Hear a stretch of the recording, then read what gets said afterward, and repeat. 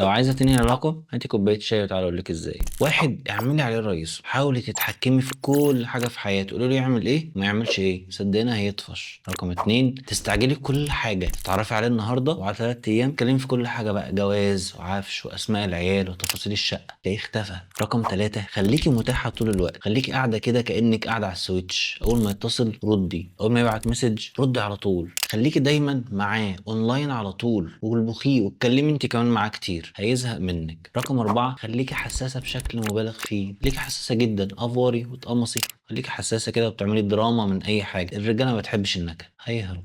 رقم خمسة، خليكي زي ظله، بصي خليكي معاه في أي حاجة، الزقيله الزقيله يا بت، اخنقيه هيطفش هيطفش هيطفش، اخنقيه يا بت. رقم ستة، الإفراط في الرسايل، خليكي بحبح ايدك في الرسائل، ابعتي له مسجات طول الوقت، انت فين ما كلمتنيش ليه، كل دقيقتين انت فين ما كلمتنيش من دقيقتين ليه، وهكذا كل شويه مسج. كمان تكون مسجات طويله، ويا ريت فويسات بقى، فويسات بالعشر دقايق والنص ساعه، الرجاله ما بتحبش تسمعها اصلا، فكده كده هيطفش وهيجري هيجري، وساعتها هو هيحس انه بقى مش قادر ياخد نفسه وكاره حياته وسنينه، وهيتمنى ينهي العلاقه بتاعتك دي النهارده قبل بكره، لان الراجل طبيعته حر، مش بيحب كتمه النفس. كان معاكم الدكتور احمد موافي، استشاري الطب النفسي، والى اللقاء.